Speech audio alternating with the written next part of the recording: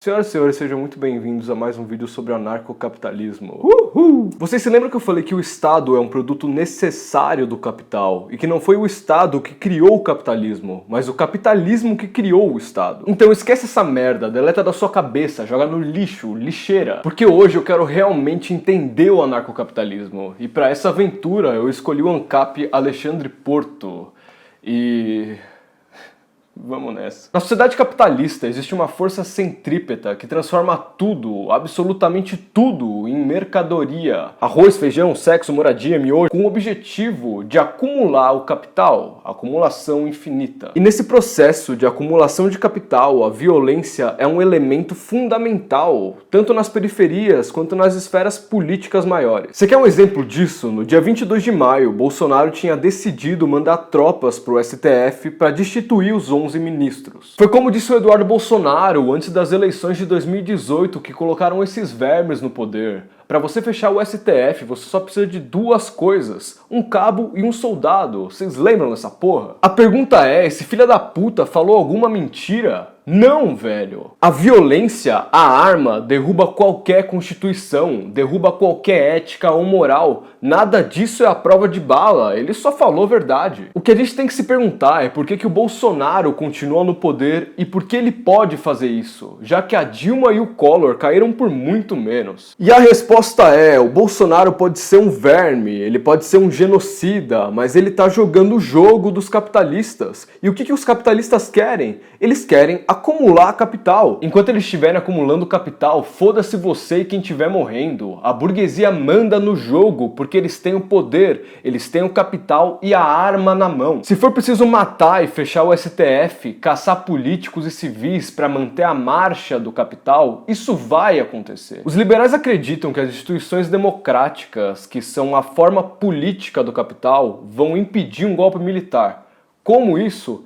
Eu não sei, eu realmente queria saber, na moral. Se você me falasse que existe um Brizola que vai armar a população para defender a Constituição na bala, eu até entenderia, mas não existem mais Brizolas hoje. Se um cabo e um soldado colarem no STF hoje, o que vocês acham que eles vão fazer, velho? Eles vão abrir a Constituição e ler? Olha aqui, ó, artigo 1 da República Federativa do Brasil.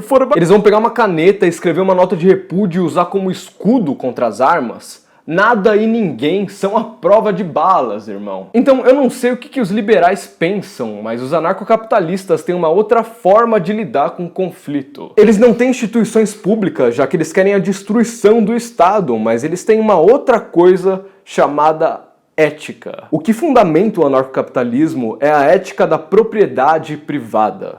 Uma das ideias que eu mais defendo nesse canal é o anarcocapitalismo, que é um sistema onde existe uma lei de propriedade privada que determina quais pessoas têm o direito de usar quais recursos escassos, incluindo seu próprio corpo. Por exemplo, se eu sou dono do meu próprio corpo, significa que o meu corpo é minha propriedade, significa que eu tenho o direito exclusivo de usar esse recurso escasso, seja o meu corpo, ou qualquer outra propriedade, meu microfone, minha câmera. O que eu acho curioso é que para ele argumentar sobre a propriedade privada, os meios de produção capitalista, ele utiliza o corpo dele, a autopropriedade. Então, o trator de uma construtora é igual ao corpo dele, é a mesma lógica. Olha, você tá vendo? O meu corpo é o meu corpo, eu possuo o meu corpo, você tá entendendo? Eu posso fazer o que eu quiser com ele. Ale, deixa eu te falar uma coisa, cara. Você não possui o seu próprio corpo. Você é o seu próprio corpo. Se alguma coisa tiver que possuir outra coisa, vai ser o seu corpo possuído pelo seu inconsciente, cara. A gente vai pra psicanálise. Mas fora isso, não existe outra diferenciação. É exatamente esse discurso do corpo como uma propriedade privada capitalista que transforma o sujeito em uma empresa ambulante. É o empreendedor. Você é o seu patrão, cara. Você tem que ser produtivo. Produtividade. Você é motorista da Uber. Você é um grande empreendedor, amigo. O nome disso é exploração, cacete. E fora isso, eu sei que é difícil de acreditar, mas existe uma diferença entre o corpo de uma pessoa e uma máquina de uma fábrica de, sei lá, lata de cerveja. Quer dizer, desculpa, essa é só minha opinião, cara. Talvez uma fábrica seja uma propriedade privada, da mesma forma que o seu corpo é. Com certeza, você me convenceu, mano. Então... O anarcocapitalismo é a sociedade baseada na ética da propriedade privada, correto? Mas me surge uma questão, hipotética, claro, porque isso nunca aconteceria numa sociedade capitalista, ok? Imagina uma reserva indígena, por exemplo, no Pará, vai. É a propriedade privada dos índios. E de repente um grupo de madeireiros invade essa terra. E aí nessa situação não existe nenhum agente do Estado para proteger as reservas indígenas. Como é que a gente resolve essa situação com a lei da propriedade privada, Ale? O princípio de não agressão é um princípio ético que condena a agressão, definida como iniciação de força ao indivíduo ou à sua propriedade, como sendo errada e como sendo uma violação do seu direito natural. E eu estou convencido de que se você usar a propriedade do indivíduo como base, você não vai chegar a nenhuma situação bizarra e não vai sobrar nenhuma brecha para o indivíduo agredir o outro. Ah, entendi! Porra, por que ninguém pensou nisso antes, velho? Caralho! Tudo que o índio tem que fazer é virar pro madeireiro e falar pra ele, olha, essa terra aqui é minha, essa é a minha propriedade privada, a minha família tá aqui há gerações, cara. Você esqueceu do princípio de não agressão? Da lei da propriedade privada, meu amigo madeireiro? E aí o que o madeireiro vai fazer, mano? Ele vai virar pro índio e falar, porra, pode crer, essa aqui é a sua propriedade, né? Desculpa qualquer coisa aí, pelo amor de Deus, eu vou embora, demorou? Aí ele vai embora e todo mundo fica bem e feliz. Ale, você é foda, mano, você tá abrindo os meus olhos pro mundo. Por que a gente não vai semana que vem falar com os índios e coloca o anarcocapitalismo em prática nessas regiões de conflito? Você sabe o que a PNA me lembra? Na moral, os ursinhos carinhosos. Certo, classe, esta é a pergunta. Um briguento está batendo no menininho. O que é que um ursinho carinhoso deve fazer? Um ursinho carinhoso pediria ao menino briguento para deixar de ser mal. E aí ensinaria ele como ser bom. Muito bom! Você já viu esse desenho, Ale? Eu nunca gostei dessa merda. Eu gostava da Turma do Bairro, tá ligado? Esse desenho era muito foda, na moral. Eu era o número 4. Mas eu acho que você assistiu os Ursinhos Carinhosos e quer aplicar a ética dos ursinhos carinhosos no mundo real. E eu acho isso, irmão, muito lindo. Mas assim, hipoteticamente falando, é claro que isso nunca iria acontecer. Mas e se os madeireiros falassem assim, foda-se a ética dos ursinhos carinhosos, vamos entrar nessa terra, matar todo mundo e pegar a madeira para vender? Como é que a gente resolve o problema da injustiça? Como é que fica esse conflito? A gente multa, corta a mão deles, mata? Como é que a gente consegue medir a punição proporcional ao crime, já que não existe Estado e a noção de justiça é subjetiva? E é o seguinte, a punição proporcional é subjetiva mesmo. Realmente não tem como você quantificar o quanto de propriedade foi violada e você calcular o quanto de punição corresponde a essa propriedade que foi violada. Isso realmente não é possível porque o grau de violação de propriedade é algo subjetivo que você não pode contar, que você não pode quantificar. Mas a linha que separa um crime de uma violação de propriedade que é leve demais para ser um crime também é subjetiva. Tá bom, então. O anarcocapitalismo é fundado na lei da propriedade privada, que por si só é impossível de ser tipificada e colocada em prática. Qual que é a lógica dessa porra, velho? Então a punição tem que ser chutada, é isso? E uma forma de resolver esse problema sem precisar chutar a lei é fazer um contrato entre um grande número de pessoas onde elas se comprometem a aceitar um certo tipo de punição, o que a sociedade achar moralmente mais aceitável, é o que vai tender a ser aceito para as pessoas se integrarem na sociedade. Isso pode ser feito através de contratos assinados por milhares de pessoas.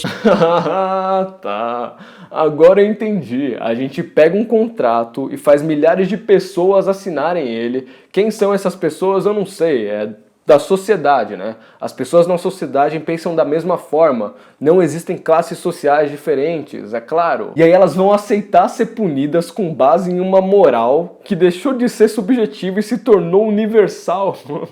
Esse contrato é tipo o Estado, só que de uma forma disfuncional e abstrata. O Kant já falava uma porra dessa, vocês lembram? Todo mundo vai ter a boa vontade, vai chegar no imperativo categórico, vai fazer uma lei boa pra todo mundo, e aí a gente vai chegar na paz perpétua, na terra dos ursinhos carinhosos. Exatamente! Kant assistia Os Ursinhos Carinhosos. Mano, puta merda, eu não aguento mais isso. Já deu pra entender que a PNA, a ética, a moral, a propriedade privada é só uma cortina de fumaça, é uma patifaria do caralho. É um tipo de filosofia de quinta categoria que vocês não param de cagar em uma diarreia mental delirante, mano. Então eu me pergunto, que tipo de idiota realmente acredita nisso? Realmente acredita no mundo dos ursinhos carinhosos, já que essa merda não existe? Quais são as verdadeiras intenções dos anarcocapitalistas? E para tentar entender o que está por trás de toda essa idiotice, a gente vai ter que ler Hans Hermann Hoppe.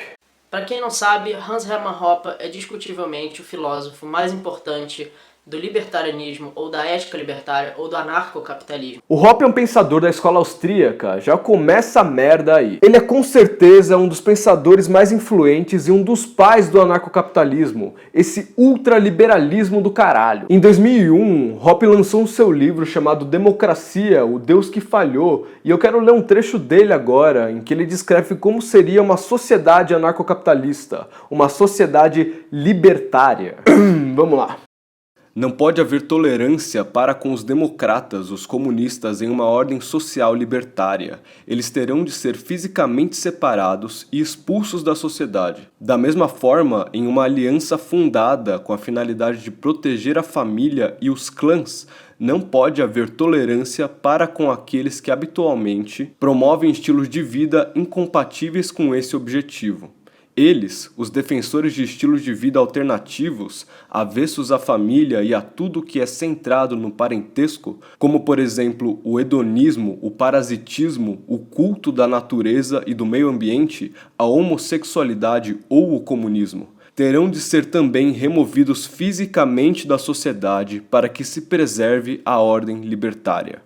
Só um adendo que eu acho importante ressaltar. Quem traduziu e trouxe essa porra pro Brasil foi o Instituto Mises Brasil. Demorou? Senhoras e senhores, o que temos aqui é o fascismo, é a violência para salvar a propriedade privada e os bons costumes, o acúmulo de capital. É por isso que o Alexandre Porto se une com o que há de mais asqueroso no Brasil hoje, e ele ainda tem a pachorra de fazer um vídeo parabenizando e incentivando as pessoas a agirem que nem aquele supremacista branco nos Estados Unidos que matou 2 manifestantes do Black Lives Matter no mês passado. O liberalismo e o fascismo não são a mesma coisa, mas eles andam juntos. Eles precisam um do outro para conseguir sobreviver e dar continuidade ao capitalismo. E é por isso que a gente não tem que ir só contra o Bolsonaro, a gente precisa ir contra o Instituto Mises, contra o MBL, contra esses liberais asquerosos que estão parasitando a gente. E o anarcocapitalismo é um exemplo claro de como o fascismo se renova. Ele precisa se renovar para continuar se perpetuando e a sua ideia de uma elite dominante. Para concluir, no último vídeo alguém me falou: mano, certo, você vai conseguir converter quem com essas suas ideias? Irmão, eu tenho cara de pastor pra querer converter alguém, ô caralho. Eu quero que o ANCAP seja ANCAP, foda-se, mano. Pode tatuar a cobrinha na testa, eu caguei. Na real, é até melhor porque eu consigo identificar meu inimigo. E acreditem vocês ou não, eu gosto de respeitar os meus inimigos. É sério isso. E é por isso que eu quero fazer um pedido hoje para todos os ANCAPs e os filhotes do Mises. O nome desse pedido é Solução Metrô. Solução Metrô. Você vai ter que ir até um metrô. Se você mora em uma cidade que não tenha metrô, você pega a sua propriedade privada, que no caso são seus pés, e vai andando até um metrô de alguma cidade mais próxima. Chegando no metrô, essa parte é importante, presta bastante atenção. Você vai ficar na plataforma, na ponta em que o trem chega, tá bom? Não pode ser na outra que o trem tá mais devagar, tem que ser onde ele chega com velocidade. Quando o trem estiver chegando, você vai se preparar e fazer uma espécie de mergulho mesmo, enquanto você grita com toda a sua força: essa é minha propriedade privada, eu faço o que eu quiser e o Estado está me roubando! Você vai levantar bem o queixo e posicionar essa sua parte da propriedade privada na direção do trem.